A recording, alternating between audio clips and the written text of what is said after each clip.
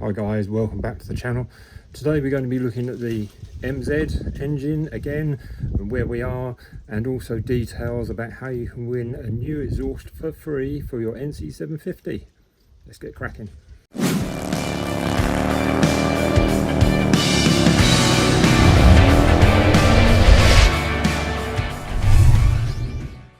Okay, so just brief update on the competition which I've mentioned we were going to do in August.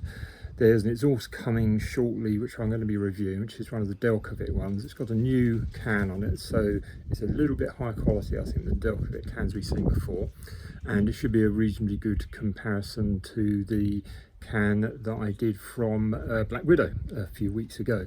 So if you're subscribed over the next month and you want to win the exhaust, then when I do the review, leave a comment on that one, and some lucky soul will get the exhaust that I reviewed. Anyway, on to today, we're going to have a look at the engine and where we are with the MZ, and detail next steps. Anyway, let's get going on and have a look-see. Okay, so just a brief recap if you haven't followed for a while. Last video we were I was splitting the cases, so getting to the gearbox, getting the crank out. What I've done, and haven't got video footage of it because there's not much to it, I've taken out the crank seals,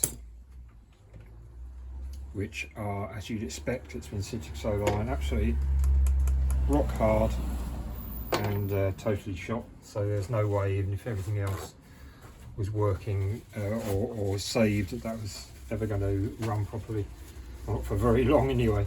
So obviously crank seals need doing if it's been standing for any length of time, as I'm sure you're all aware.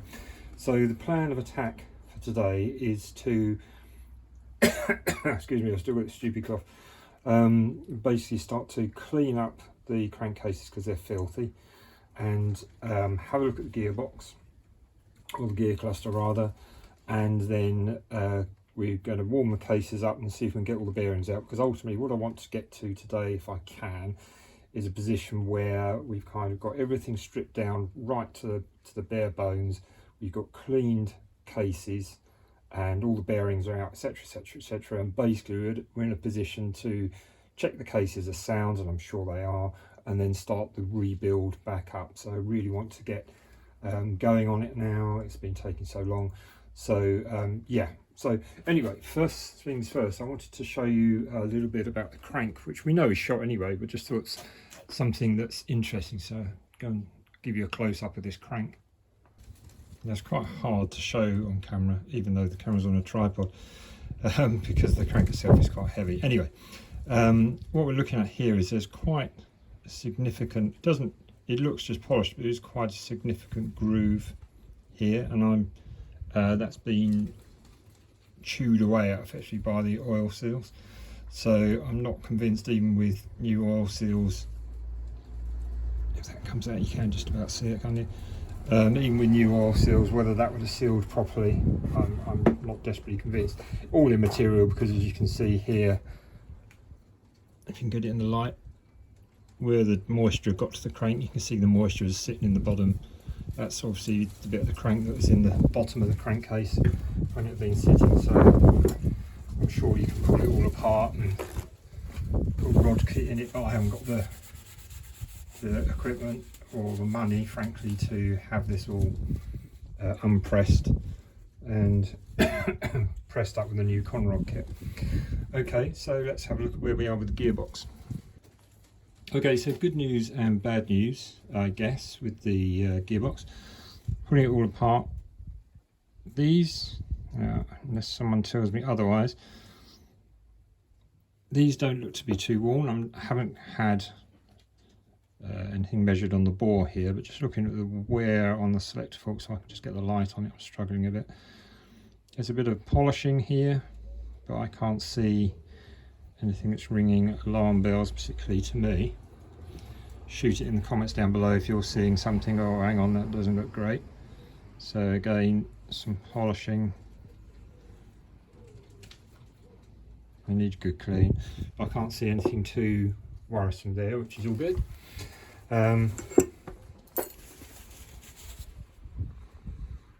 no dramas on the drum itself. I wouldn't expect there to be really, but nothing appears to be. It's all mucky at the moment, so just forgive that. So again, clean up, reuse. This is the infamous spring that we have to replace, because sure as eggs, as you put it back together, that will snap straight away. And thank you for the hint on the group. This very fine spring in here is worth changing, because they can rust, and it's because it's so fine. Again, that can cause problems. Doesn't look too bad at the moment, but for the sake of a couple of quid, we'll replace that as well. Okay, so let's have a look at the gearbox cluster itself.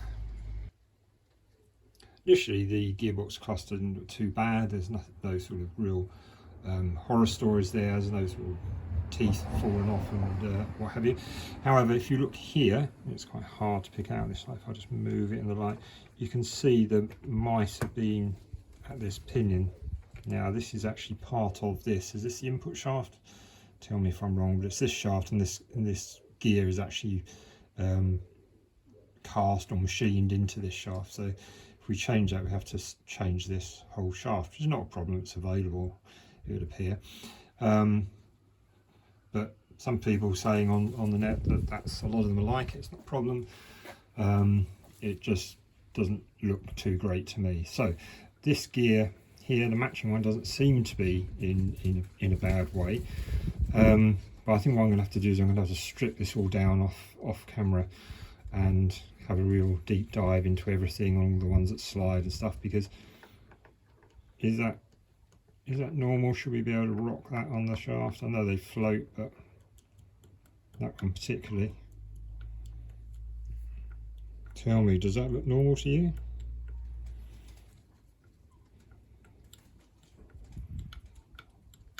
I know they slide, but should it rock like that?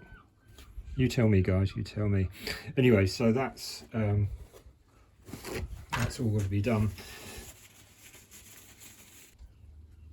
Right, so next thing is to we'll get some gunk. We'll clean up the cases as best we can, and then we're going to warm the cases up and see if we get the bearings to come out. If we can do all that, that will do us for today. It's only going to be a short one. Have a bit of a clean up, and then we go from there.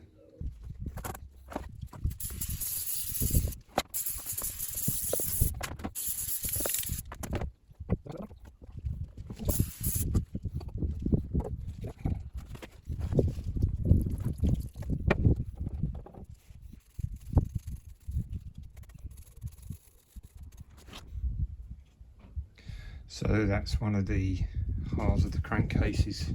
Got the worst of it off anyway. It's not clean by any stretch of the imagination, but it's clean enough to warm it up, get the bearings out, and then give it a thorough clean and check any ports are clear and all that. So let's have a go at the second one. Okay, so that's the worst of the muck off the two crankcase halves. So we'll let those dry, and then we'll warm them up, and hopefully we can get these bearings out, and that should do us for today. Okay, so I've had these cases, or this case, warming now for about 20 minutes at 100 degrees. Oh, well, that fell out. Even if the main doesn't want to come out.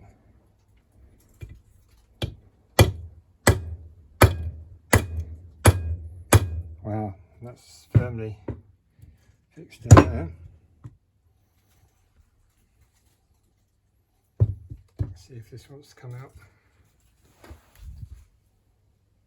It's not been in there long enough, perhaps. I suspect that's the issue.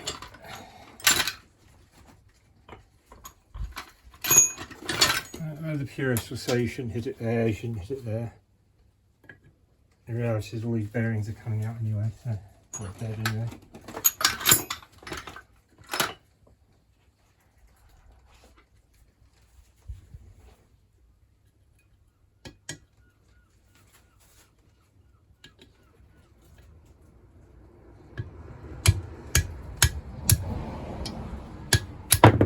It's come out easy enough.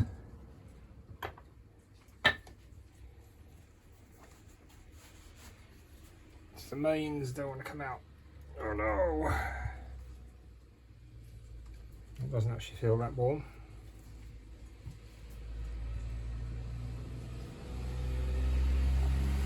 It's not really that warm.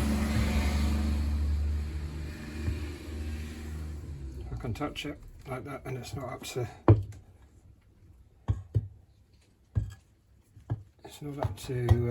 100 degrees. It's the thing is that feels really firmly stuck, so that can go back in for a bit more of a warm. Right, so I've warmed up the other side. It's been in the warm in the oven for about 40 minutes at 100 degrees, so hopefully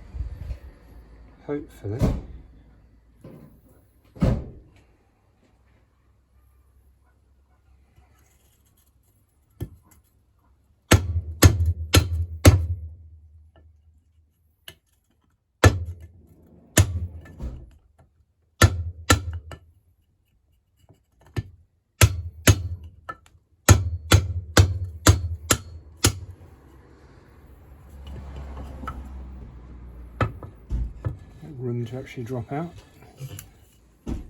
Come on. Right, that's the mains out. She's good now. She leaves us one problem. Whoops. Steady tiger. Which way does this one come out? I wonder.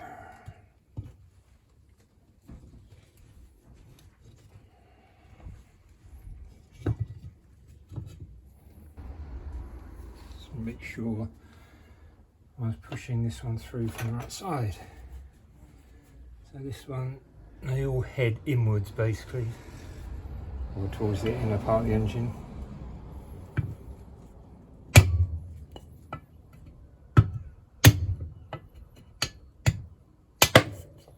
And there we go.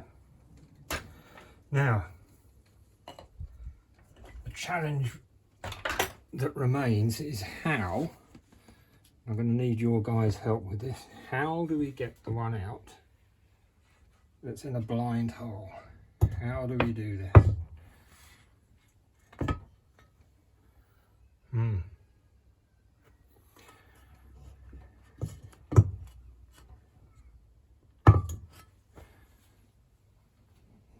Okay, so this chap here, how do we get this out? I've seen the videos online where they put a tool in that's split with a ball at the end and you wind it in and it obviously expands and comes out, but I can't think of a way at the moment of getting this out. So any thoughts, any ideas? I have seen a video where someone's put some self-tapping screws between the two races and then put a puller on it. I don't think, given how tight the others were, I don't believe that I can just get it out by heating it, having it upside down and then letting it drop out onto a pan. I just don't think that's realistically going to happen. They've been too tight for that to happen. So I welcome your thoughts. Finally, just before I sign off, because I'm going to call it a day for day, it's only a quick update to show where we are. Obviously get this chap out and then we'll have two completely bare cases to really go thoroughly over them and clean them, so there's not the slightest bit of grit or dust anywhere, so we can safely build on those. As I said at the beginning, I've got a review coming in a couple of weeks of an exhaust, which I'll be giving away after the review. So if you want to be in line with that, it's an exhaust for the NC750X, which I also do a lot of stuff on the channel. Make sure you're subscribed, because anyone who's subscribed and based in the UK, I'll put them in a pot and pick out a winner after I've done the review, and you're welcome to a free exhaust. Anywho, as I say, any ideas about how to get that bearing out in the blind hole, please drop a comment down below. If you like the video, obviously hit the like, that'd be great. And if you want the chance of winning that exhaust, if you got the Honda 750, then please sub to the channel and I'll catch you shortly. Okay guys, thanks a lot, cheers for now.